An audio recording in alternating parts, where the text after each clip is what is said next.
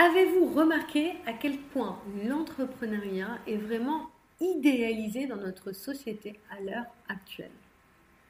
Bonjour à tous, je suis Eva Ledemé, spécialiste en gestion du stress et des émotions, et je vous partage ici mes conseils bien-être et de santé psychologique.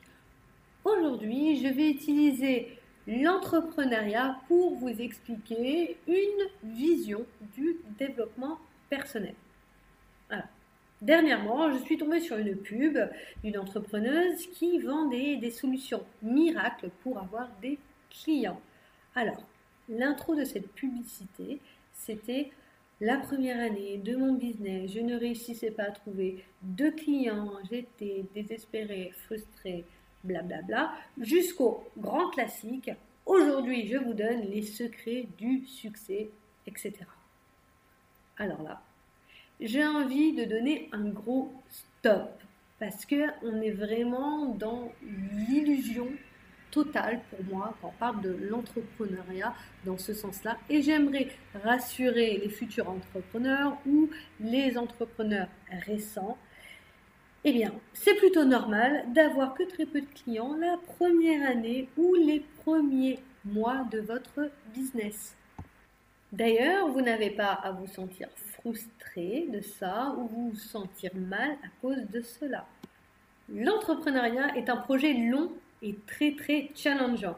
Le fait de ne pas avoir de clients au début, eh bien c'est assez logique parce qu'il vous faut du temps pour vous faire connaître, pour que votre produit soit le plus adapté possible, mais aussi encore de faire vos preuves en tant que professionnel et entrepreneur.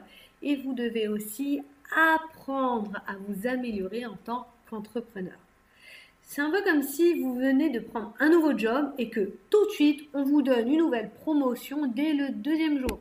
Eh bien non, il faut faire vos preuves avant. Et dans l'entrepreneuriat, c'est pareil. L'entrepreneuriat est un métier à part entière.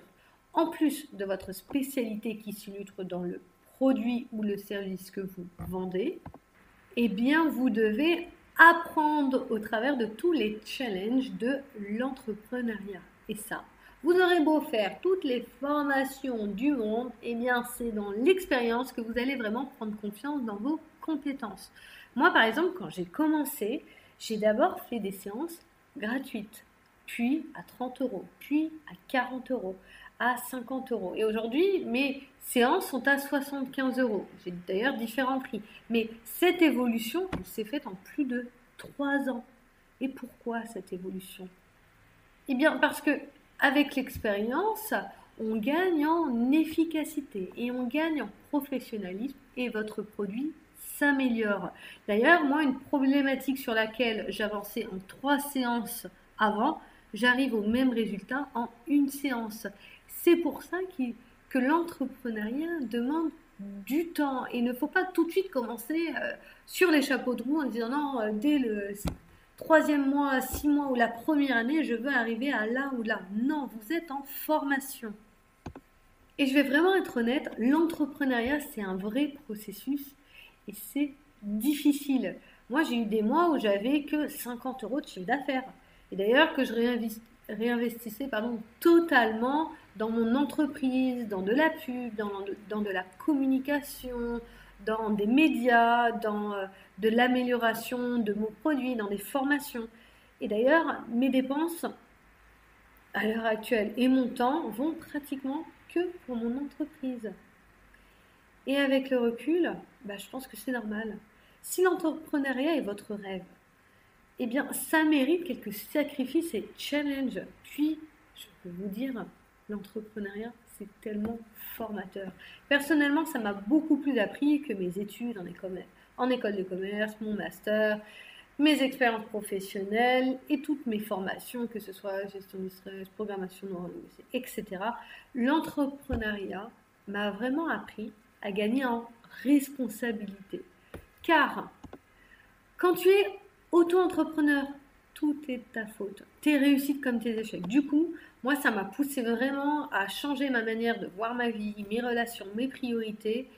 Et je le vois je vois un peu tout ce que je faisais avant d'une autre manière, d'une autre perspective. Car en tant qu'entrepreneur, eh bien, on fait vite face à beaucoup de difficultés.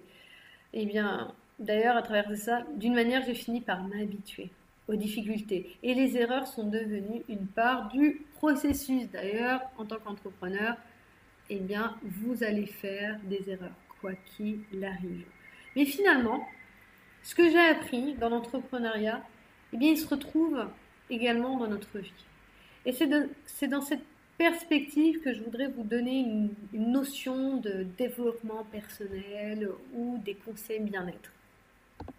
Car quand nous prenons enfin nos responsabilités de nos actions, que ce soit professionnellement ou personnellement, eh bien on avance beaucoup plus vite dans notre vie. Pareil, quand on accepte que les échecs font partie de l'humain, comme moi au-dessus je l'ai dit que j'acceptais que les échecs font partie du processus de l'entrepreneuriat, eh bien je peux vous assurer que nos échecs, nos erreurs ont beaucoup moins d'impact sur nous. Puis, quand on comprend qu'il est normal de faire des sacrifices pour ce que nous aimons vraiment, que ce soit nos projets, nos rêves, d'autres projets qui peuvent être plutôt personnels ou professionnels, eh bien, les choses deviennent beaucoup plus simples. Parce que la part de sacrifice, on l'a fait pour un but, pour un sens, pour votre pourquoi. Enfin, quand on a compris que l'on gagne beaucoup plus de temps à être soi-même plutôt qu'une version customisée de soi, eh bien, l'entrepreneuriat, comme le fait, je ne dis pas que l'entrepreneuriat, le fait de travailler sur soi, eh bien, c'est une superbe expérience. Mais ce serait mentir que dire que c'est un processus facile qui se résout avec 2 ou 3 astuces ou formations. Et c'est pareil pour votre développement personnel. C'est un vrai challenge et c'est un vrai processus à long terme. C'est une vision d'esprit. C'est comme aussi, on peut dire, un mindset.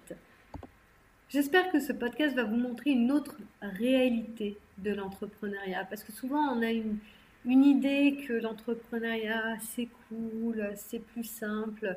D'ailleurs, la photo, l'illustration de mon podcast l'illustre très bien. On imagine qu'on peut voyager partout, faire tout ce qui nous semble. Et moi, je vais vous dire un secret. Depuis que je suis entrepreneur, je suis devenue quelqu'un qui est vraiment multitâche. Parce que quand on est entrepreneur, on fait le boss, l'assistante, le commercial, l'opérationnel, celle qui donne le produit, le comptable. Je peux vous dire que c'est pas la vie qu'on nous montre de digital nomade à la cool.